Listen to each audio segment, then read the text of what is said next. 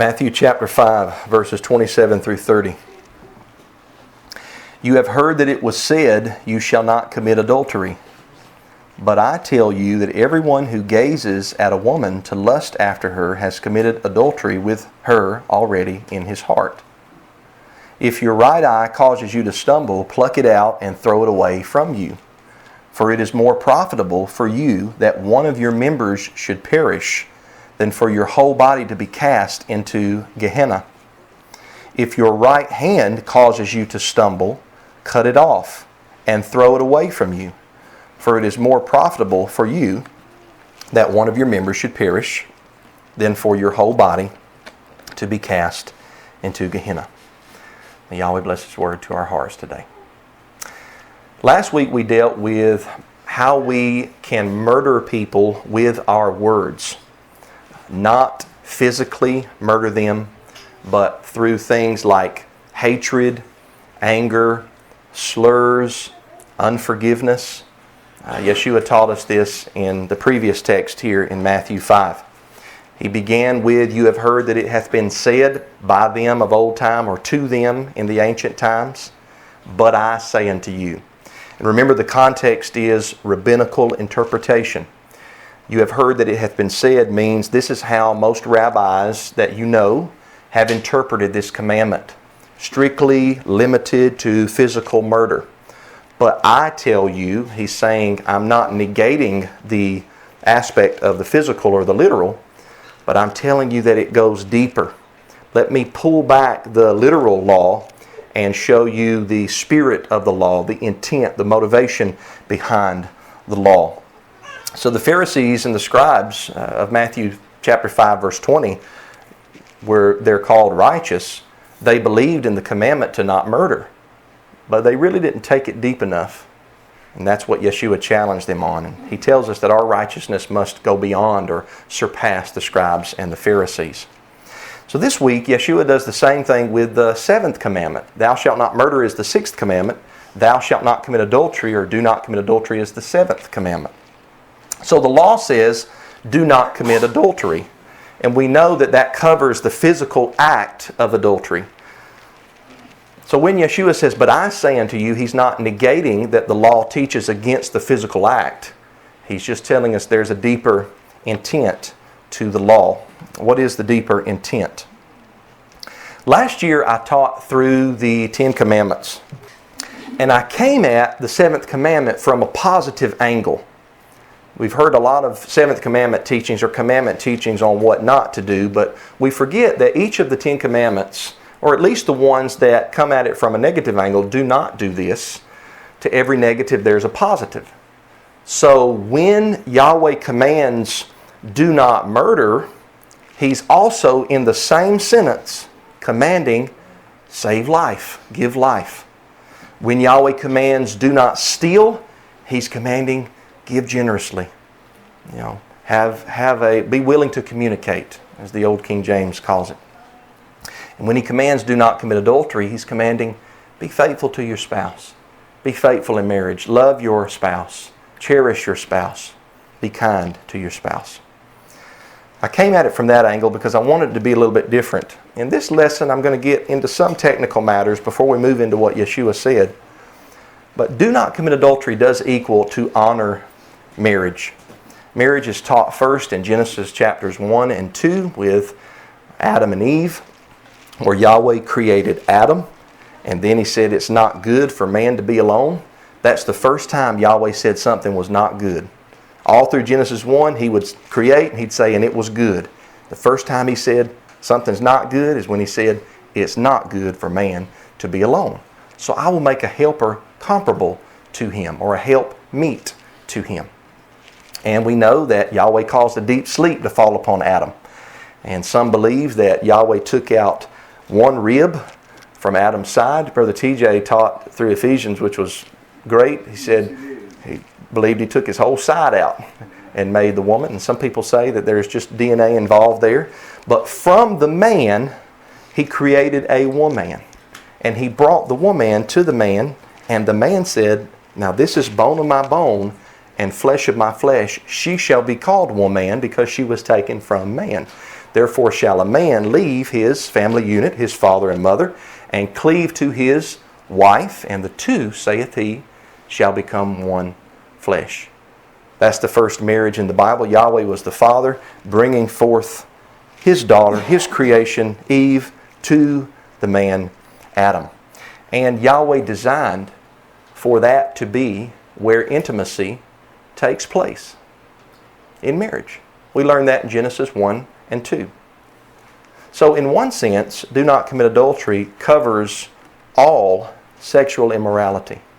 In one sense of the word, in a broad sense of the word. In another sense of the word, though, what I'm going to talk about today, adultery is very specific. Adultery is taking the wife of another man. There's another word in the Bible, an older word. Some of the newer translations just say sexual immorality or flee sexual immorality. But the older translations use the word fornication. Maybe at a later time I'll talk about where that word came from. But fornication covers a wider range of sexual immorality in general. The Greek word is porneia. And when you look up all of the uses of porneia in the Greek Septuagint and in the Greek New Testament, you'll see that it covers many different sexual sins.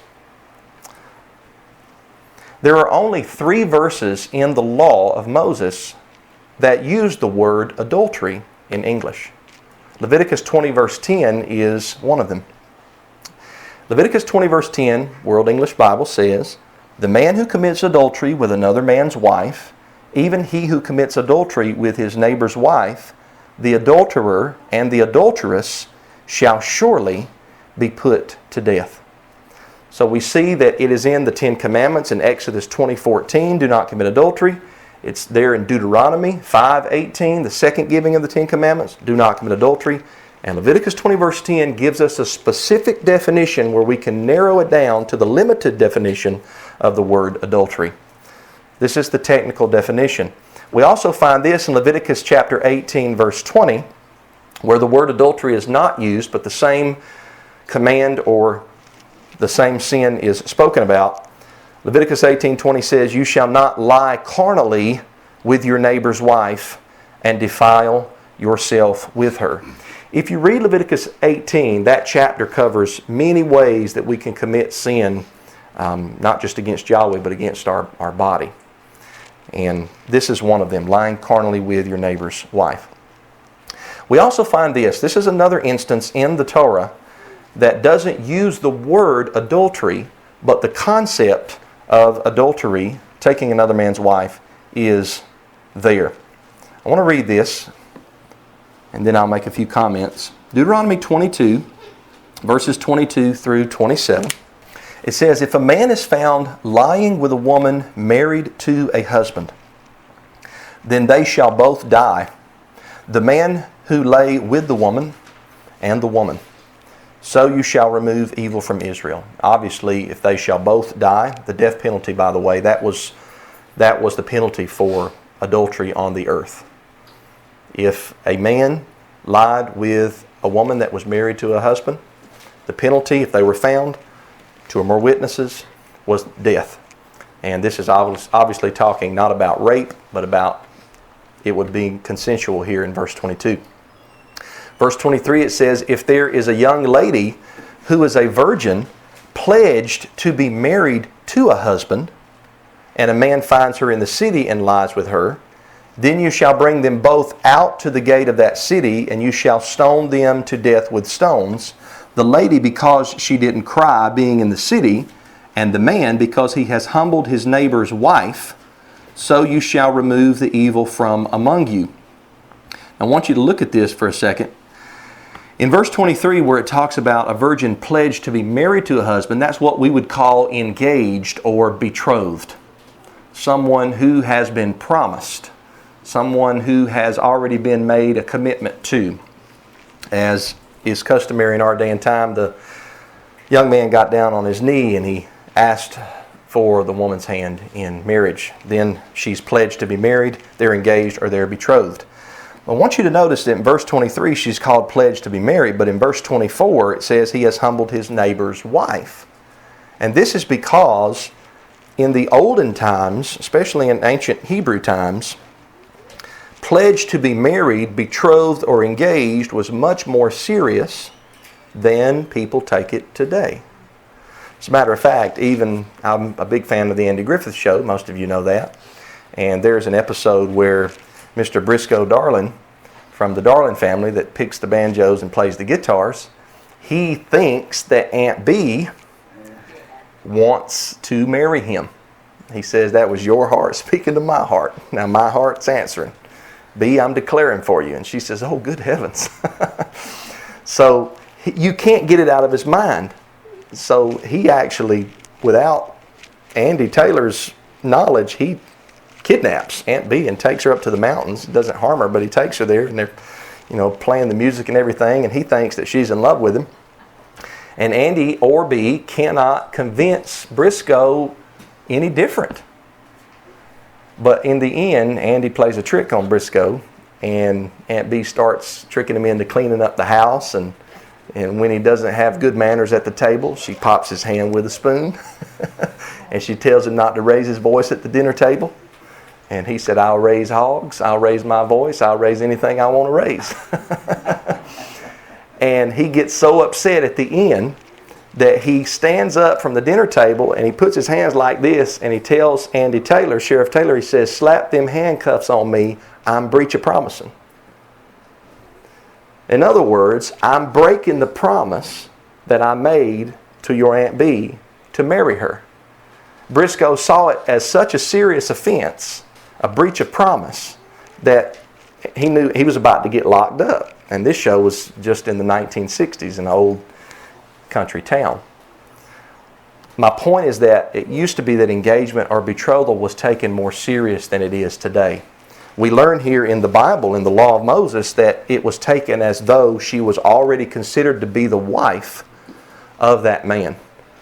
We learn this in the New Testament, in Matthew chapters 1 and 2, and in Luke chapter 1, how that Miriam is said to be betrothed to Joseph, but yet there's other texts in the narrative there that call Miriam Joseph's wife, because she was promised to Joseph. Let's continue on here in verse 25. It says, but if the man finds the lady who is pledged to be married in the field, and the man forces her and lies with her, then only the man who lay with her shall die. That's talking about rape. And the difference between city and field is simply this. It's not that a woman cannot be raped in the city, and it's not that a woman cannot consent in the field. The point between city and field is consensual versus rape. In other words, there are cases where this betrothed girl could be playing the harlot, and she is agreeing to this act of sexual immorality, and therefore both the man and her that commit the sin and are found are to be put to death. There are other cases, though, where she was out in the field and she cried out, help, help, I don't want this to happen, and nobody was there to see what was taking place. Nobody was there to help her.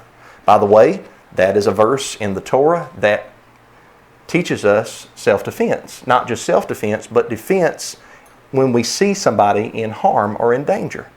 Why would the law say there was no one there to help her? The implication is that if you or I passed by a rape that was taking place, we are commanded by Yahweh to try to stop what is happening. That's good, brother. Okay? So the law teaches self-defense and defense of your neighbor as well in this text. Verse 26, but to the lady you shall do nothing. There is in the lady no sin worthy of death. For as when a man rises against his neighbor and kills him, even so is this matter. So he's saying that when a man rises up with malicious intent and murders somebody, it's the same thing as when a man rises up with malicious intent and rapes this young betrothed woman. For he found her in the field, the pledged to be married lady, cried, and there was no one to save her. There's that verse I was talking about shortly thereafter. So, back to Yeshua's words in Matthew chapter 5. So we've talked a little bit about adultery in the law. We've talked about taking another man's wife, taking another man's betrothed, which is equal with taking another man's wife. Same thing there, same penalty. In Matthew 5:27 through 28, Yeshua says, "You have heard that it was said, 'You shall not commit adultery.'" The scripture is just quoted here from Exodus 20 and Deuteronomy chapter 5. But remember, it's more than a quotation.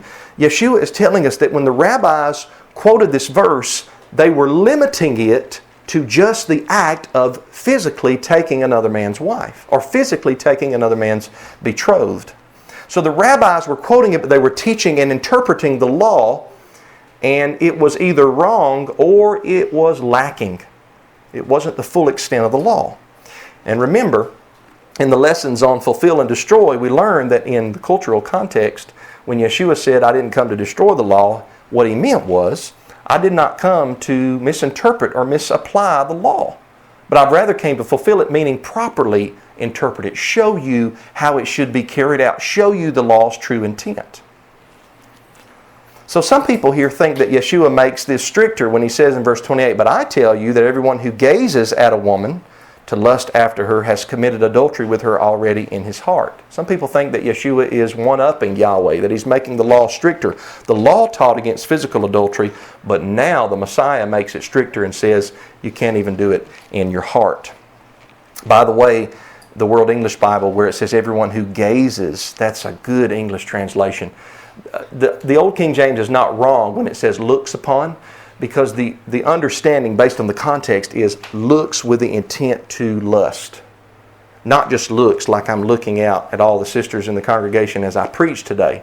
Or if I see someone at the Ace Hardware and I talk to them and they're a woman and I look at them in the face. That's not what Yeshua is condemning. It's similar to when Proverbs 23 says, "Look not upon wine when it is red in the cup." That is not a commandment that if you have red wine in front of you, you have to turn away. The implication is you look with the intent, I'm going to get drunk. That's the implication here. You look with the intent, I want to lust after that lady, that neighbor's wife.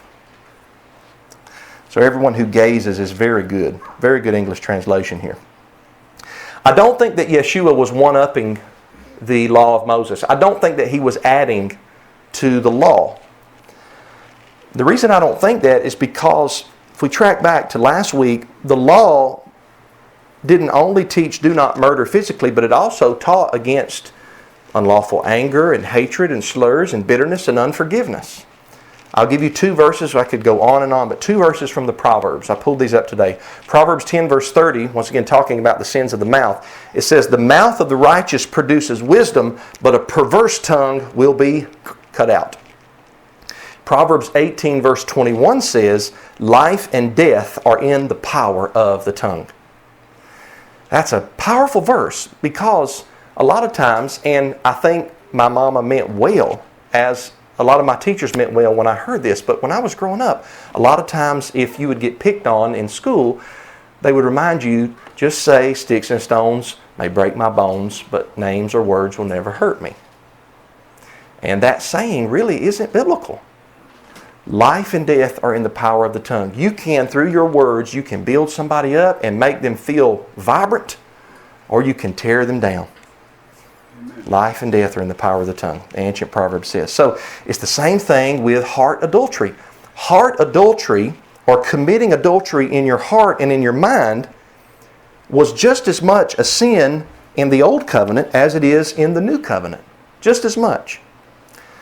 For example, this is so obvious. I don't know why people miss this, but in Deuteronomy 5 verse 21, this is the 10th commandment, second giving of the law.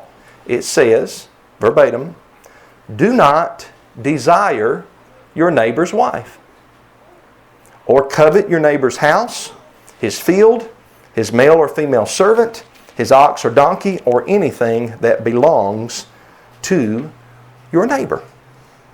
So desire and covet here are used interchangeably. And the first thing here is do not desire or do not covet your neighbor's wife. Coveting is a sin that takes place not in action, but in mind and in heart. Now, coveting a lot of times will lead to the action. The 10th commandment deals with our desires. It teaches us that some of the desires that we have are sins. But then there's commandments like the 7th commandment, do not commit adultery, which means if you desire your neighbor's wife, you may eventually end up lying carnally with your neighbor's wife. Same thing with stealing. If you desire your neighbor's ox, you may end up stealing your neighbor's ox. So the 7th and the 8th commandments, do not commit adultery and do not steal, talk about the physical action. But the 10th commandment deals with the sins of the heart and of the mind, what we think about. Imagine that. That's a commandment nobody else sees when you keep or when you break. But Yahweh knows. Yahweh knows when we desire what does not belong to us, that belongs to our neighbor. Next slide. Proverbs 6, 23 through 29. Here's another text that speaks against lust or desire for your neighbor's wife, adultery, during the Old Testament times. This is not just a New Testament teaching. This is an Old Testament teaching. Proverbs 6, 23. For the commandment is a lamp, and the law is light. Reproofs of instruction are the way of life. To keep you from the immoral woman, from the flattery of the wayward wife's tongue. The wayward wife. The wife that wants to play the harlot, see. The King James says the evil woman. World English Bible says the wayward wife's tongue. The Septuagint says from your neighbor's wife. Verse 25. Don't lust after her beauty in your heart. That sounds exactly like what Yeshua says in Matthew 5:28. But I say unto you, if you gaze upon this woman, to lust after her in your heart, you've committed adultery already with her in your heart. Once again, verse 25, don't lust after her beauty in your heart, neither let her captivate you with her eyelids, for a prostitute reduces you to a piece of bread. The adulteress hunts for your precious life. Can a man scoop fire into his lap and his clothes not be burned? That's rhetorical. The answer is no, that can't happen. If you scoop fire in your lap, guess what's going to happen? You're going to get burned. Or can one walk on hot coals and his feet not be scorched? Verse 29, so is he who goes into his neighbor's wife. Whoever touches her will not be unpunished. This is a very good text. Actually, Proverbs 5, 6, and 7 talk about the woman that plays the harlot on her husband and how that we are not to be involved with her. This is the same thing that Yeshua says in Matthew 5, verse 28. Yeshua is not introducing new law, but he is focusing, he's putting a microscope on the true intent and motive of the 7th commandment. How is he challenging the Pharisees? Because in each of these cases in Matthew 5, where he says, you've heard that it hath been said, meaning interpreted by the rabbis, but I tell you the proper way to understand the law.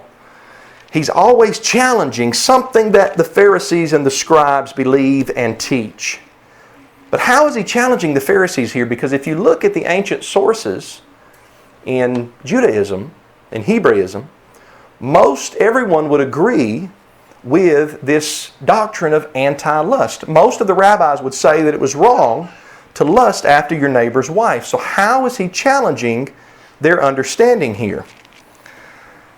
The way that Yeshua is challenging the scribes and Pharisees, I believe, is he's placing the blame on the man that is doing the lusting. Because when you look in those same Hebraic rabbinical sources, most rabbis taught that lust was caused by women.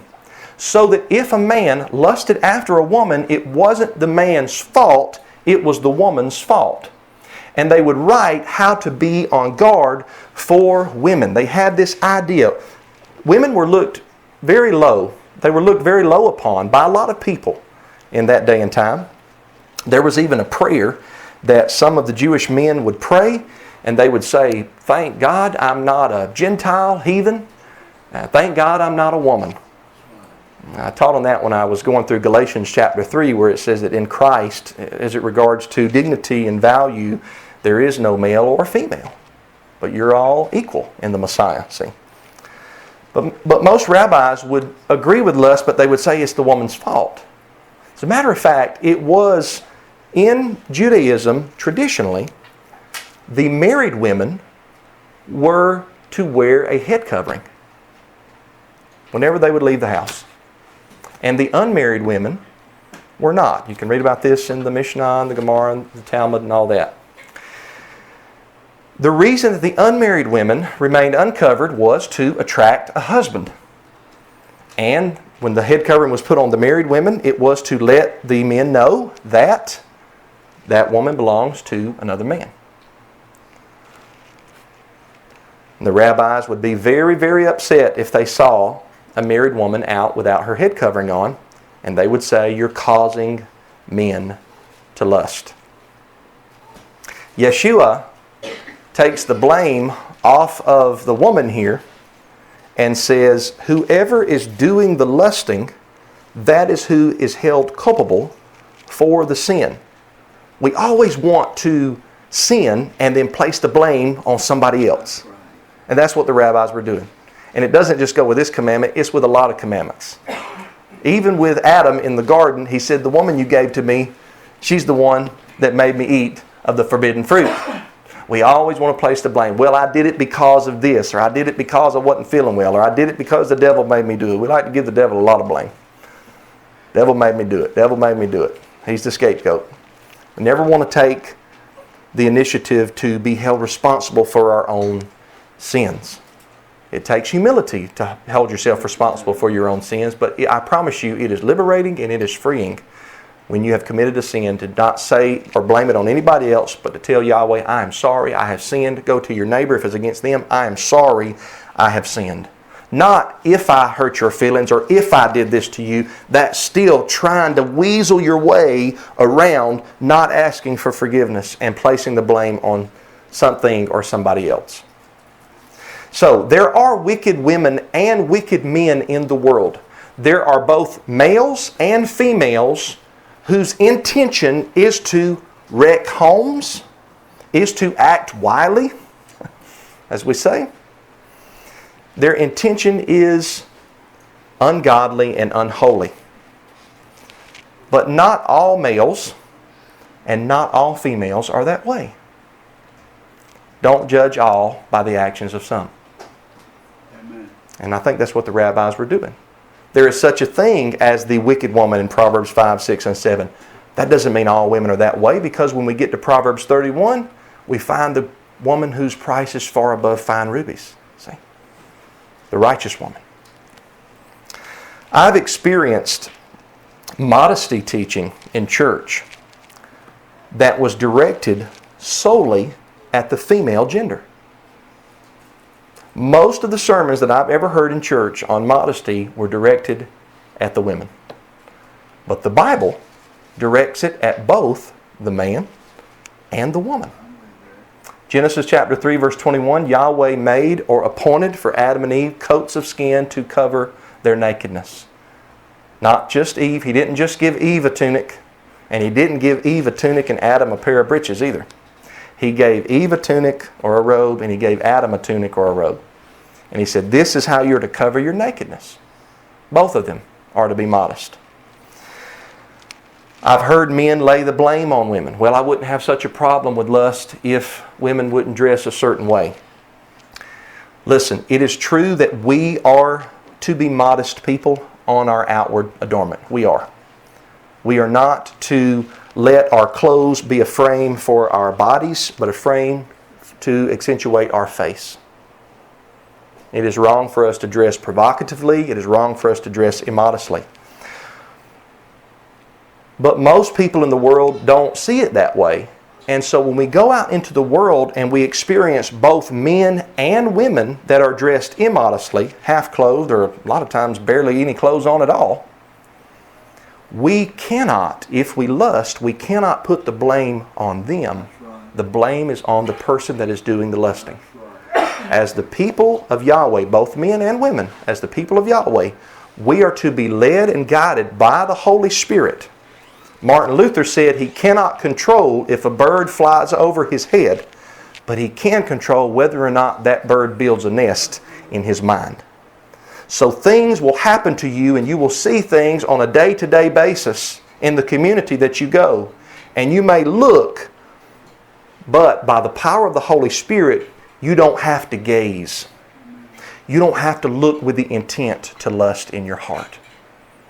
This is taught by Yeshua. This is taught in the Old Testament. But Yeshua's words specifically here are directed at the male gender. Matter of fact, when he says, but I tell you that everyone who gazes at a woman, see that word everyone? This is one of those cases where you determine word meanings by the context. Everyone means every male that gazes at a woman. There are texts in the Bible that deal with homosexual practice, but that's another subject. Women with women and men with men. Another subject, Romans 1, Leviticus 18, so forth and so on. This is specifically talking about the man who gazes upon his neighbor's wife to lust after her in his heart. He's already committed adultery with her in his heart. Yeshua challenges the rabbinical interpretation of lust always being the woman's fault, and he places the blame on the man who is doing the lusting. So, is heart adultery equal to physical adultery? The answer to that question is no and yes, because you have to talk about specifics here. Heart adultery is not equal to physical adultery in this sense. Heart adultery is a sin, and we're going to see it's a bad sin. But physical adultery is a sin and a crime. There are certain sins in the Bible that are also crimes. Adultery is one, murder is one, Sabbath breaking is one, stealing is one. When I say crimes, I mean things that can be punished by the governing authorities on a civil level. Physical adultery is both a sin and a crime. Heart adultery, you cannot punish a person for heart adultery with the death penalty. Doesn't mean it's not a sin, but you can't punish them with the death penalty. The point here is that Yeshua is not saying they're equivalent one-to-one, but he is saying they're both sins and they're both serious, and it is because all adultery begins in the heart and with the eyes. Adultery never begins with the physical act. It always begins by looking where you ought not, thinking what you ought not, and letting your heart dwell on what you ought not. Usually, there can be cases where it could be, spur of the moment, and it could happen like that, but I think most of the time, people think about it for a long time before it ever takes place. Remember what Yahweh tells us about the tassels. He tells us in Numbers 15 to wear the tassels with the thread of blue in them. And look at what he says in verse 39, Numbers 15. He says, these will serve as tassels for you to what? To look at. Why? Because when you look at the tassels, that thought is what reminds you to be obedient to the commandments.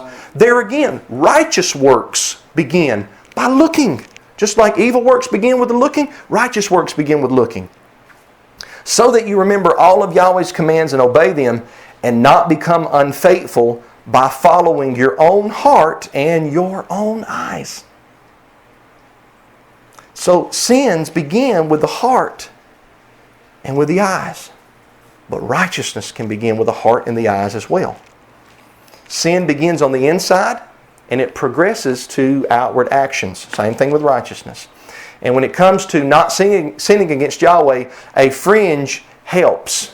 It does. But we still must pray, Yahweh, create in me a clean heart. Change my heart, O Yah. Make me like you. Make me more like you. Because a fringe by itself is not going to do anything.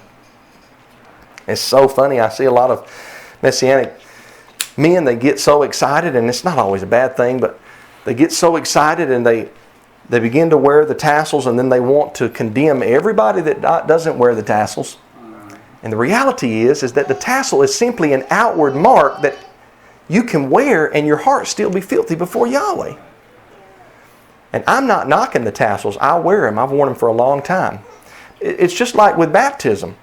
Baptism is an outward act, and it's important, and we should be baptized. But the outward act by itself doesn't change the inward man. I've baptized some people that went down a sinner and came up a sinner and never changed their life. Why? Because of the heart. Because of the mind. Let's not diminish heart adultery. Just because it's not a crime, let's not diminish it. Because look at what Yeshua says right after this in verses 29 through 30. He says, if your right eye causes you to stumble, pluck it out. Throw it away from you. For it is more profitable for you that one of your members should perish than for your whole body to be cast into Gehenna. If your right hand causes you to stumble, cut it off, throw it away from you. For it is more profitable for you that one of your members should perish than for your whole body to be cast into Gehenna. So these two verses fall right on the heels about Yeshua's statement of heart adultery. Is Yeshua speaking literally? No, he's not. But he's using physical language to make a point. This is why I know that he's not speaking literally, because he says, if your right eye causes you to stumble. Is he telling us that the right eye can commit adultery, but the left eye can't? No, the left eye can commit heart adultery too. It can look upon a woman to gaze after her just as well. The reason he says right eye and right hand is because most people then and now are right-handed. And the right hand and the right side was considered the stronger, authoritative, powerful side. That doesn't mean I look down on anybody that's left-handed. Neither does Yahweh. Left-handed person can be saved just like a right-handed person can be saved. But that's why he uses right eye and right hand here. So, notice the progression too from the eye to the hand. The eye represents our thoughts and what we look at. The hand represents how we do our actions, how we work. Remember in Deuteronomy 6 verse 8, Yahweh tells us the commandments are to be a sign on our hand and as frontlets between our eyes. Now, many Hebrews, and I don't have anything against this, many Hebrews interpreted that both metaphorically and literally. And they would wear phylacteries. I believe in that, and I do that. But it's definitely not just a literal commandment. It's metaphorical, meaning frontlets between your eyes, meaning you need to think about the commandments all the time. And a sign on your hand means you need to do the commandments all the time, because we do actions and work with our hands. Some people in church history took this literally. As a matter of fact, the word hand, and I'll just brush over this briefly, we have little children here, but the word hand sometimes is used in the Old Testament metaphorically to refer to the masculine gender.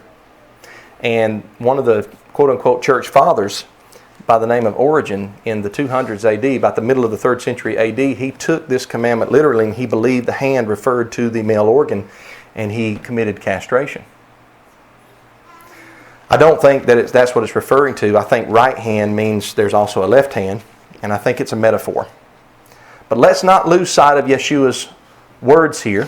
Sometimes one member can cause the whole body a decline. That's what he's saying. Doctors amputate legs sometimes so the entire body is not contaminated. So we've got to get rid of this leg, we've got to get rid of this arm, or else the whole body will become septic. We prune dead limbs off of bushes and trees. We remove rotten fruit. A hiker out in the wilderness might cut off their limb. I've read stories about this in order to save their life because they're caught in a rock. And it would be better for your eye to be lost than your whole body. Same with the hand. I would rather lose my hand than I would my whole life. That's what Yeshua is saying. Be killing sin before sin kills you. If you don't nip sin in the bud now, your whole body may have to suffer later in Gehenna. Remember Proverbs 6, 27 through 29. Can a man embrace fire in his clothes, not be burned? Can a man walk on coals without scorching his feet? So it is with one who sleeps with another man's wife. No one who touches her will go unpunished. Yeshua is telling us that whatever causes you to stumble, get rid of it. It's not important enough for you to not have salvation. That's what he's saying. And he's putting a little bit of fear in there.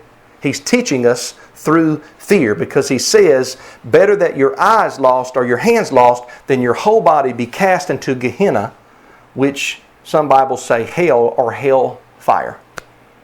So he's motivating us through fear of the judgment that is coming, the hellfire that is coming. He's saying, look, if you fear Yahweh and you don't want your entire body to be destroyed in Gehenna and go to that judgment, then get rid of an eye or a hand now. This could be things. This could be people. This could be a job. Some people shouldn't work at a certain job because they can't contain their lust. Some people shouldn't hang around other people because those other people are wicked people that have eyes full of adultery and hearts full of murder. And they begin to rub off on you as a person. Or you may have a thing like the internet, where you can look upon things that you ought not look upon. Everybody knows what I'm talking about. We got little children in here.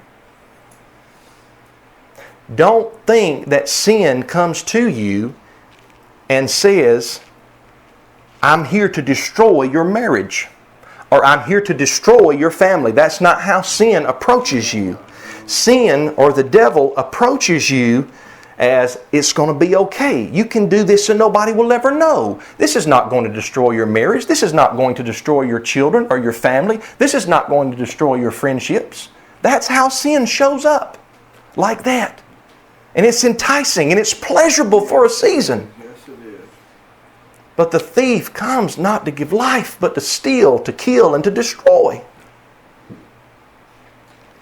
So we should get rid of things in our life. If there are things or people or a job or places that cause us to stumble, Yeshua is saying those things are not important enough for you to lose your salvation, for your whole body to be cast into hellfire. That's what He's saying. Do not even put yourself in a position to sin. Stop it before it ever gets to a certain point. Don't see how close you can drive to the ditch of sin and think it's okay, I can get closer and my wheels are not going to go off into the ditch. And you've got a big cavern that's a mile deep right there beside you, and you get closer and closer and closer to the ditch. We should be seeing how further and further away we can get from the ditch of sin. John Wesley, the old Methodist preacher, said, "Part with anything, however dear to you or otherwise useful, if you cannot avoid sin while you keep it." How important is a thing to you versus everlasting life? How important is a person or a job or a place to you if it costs you everlasting life?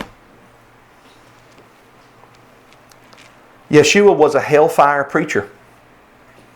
Some translations say hell here, but he uses the word Gehenna, which is an Aramaic word. It's a compound word, Gehenna, which means the valley of Hinnom or the valley of Hinnom. And he uses the word Gehenna to produce a cause in us to act righteously, because we are not just supposed to serve Yahweh out of love. We are also supposed to serve Him out of fear. My mama used to tell me when I was a little boy, I can still hear her, "Straighten up, Matthew, or your daddy will give you a spanking when he gets home." You know what that did? That produced fear in me. I didn't want to be disciplined that way. So most of the time, not all the time, most of the time I say, "Yes, ma'am," and I straighten up. Because if mama spanked me, it wasn't that big of a deal. It wasn't. But if daddy spanked me, it hurt. We learn here in this text that it is okay for fear to motivate us to righteousness. A lot of people think that it's wrong to serve Yahweh out of fear. And I think it's wrong to only serve Yahweh out of fear. But the law teaches, there are several places in Deuteronomy that commands us to fear Yahweh, to be afraid of Yahweh. You know why? Because He's a mighty one, not just of grace and mercy. He's a mighty one of wrath and vengeance. Hebrews 12 says, our God is a consuming fire. Therefore we should have reverence and awe. Reverence means fear. Gehenna, or the valley of Hinnom, was the garbage dump outside of the city south of Jerusalem, where there was a fire that continuously burned. It never went out. Smoke was always coming up from the fire, and the fire continuously burned, and refuse and dead animals, and sometimes even the bodies of dead criminals, were thrown into Gehenna, the valley of Hinnom, outside of the city of Jerusalem, where they were burned up. And Yeshua uses this word, Gehenna, in His teachings as a word that existed at the time, and to give you a picture of the final judgment of fire. The Old King James says fire and brimstone. Luke 17, Revelation 14. The HCSB says fire and sulfur. That's pretty much what brimstone is. That helps us to understand a little bit more. And the reason brimstone or sulfur is used is because It has a purifying quality. In other words, the fire burns up the wicked. It burns up the evil. And I believe in what's called annihilationism or conditional immortality when it comes to the wicked. I don't believe that people will burn forever and ever in the lake of fire, and that's because I don't believe people are created immortal. I believe that we're mortal and have to be given immortality. That'll come at another sermon. The point is that Gehenna is talking about hellfire, and that's the final judgment that you'll have to undergo if you don't pluck your eye out or cut your hand off to get rid of sin. We are to serve Yahweh, once again, not just out of love, but also out of fear. Matthew 10:28 says, "Don't fear those who kill the body, but are not able to kill the soul. Rather fear Him who is able to destroy both soul and body in hell," or in Gehenna. The context there is persecution. The disciples were experiencing persecution.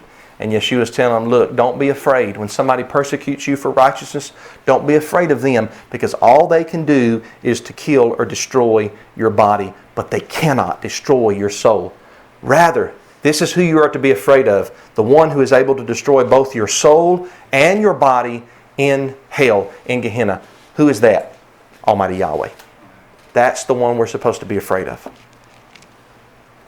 So in conclusion, these verses teach us, they teach you and me, to keep a watch or a guard over our heart and over our eyes. This is why we pray, lead us not into temptation, but deliver us from evil. The human inclination is this. This is what us humans say. Well, it's okay. Grace covers that. We'll be all right. Now, I was talking with somebody this past week, and I asked them, I said, imagine how that people treat their relationship with Yahweh. Imagine treating your relationship with your husband or wife or your friend that way. That you continuously go back and you steal from your friend's wallet, or from your neighbor's pocketbook, or you continuously do wrong to your spouse, and every time they want to talk about it, and every time that they say we need to make amends, you say it's okay, grace is, let me pull out the grace card. It's all right. I'll be okay. Grace, you got to forgive me. Mercy, grace. How would that feel on an earthly plane in an earthly relationship?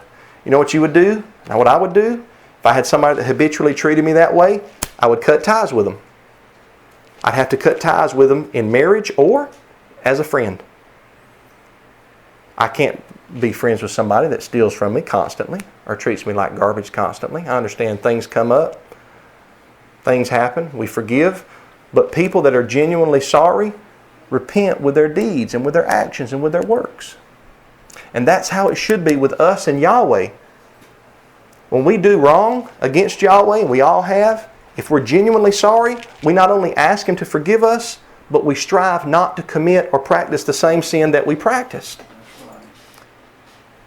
If we treat our earthly relationships with honor, how much more should we treat our heavenly relationship with Yahweh with honor? See? May we all in humility search our hearts and remove from our lives what hinders us.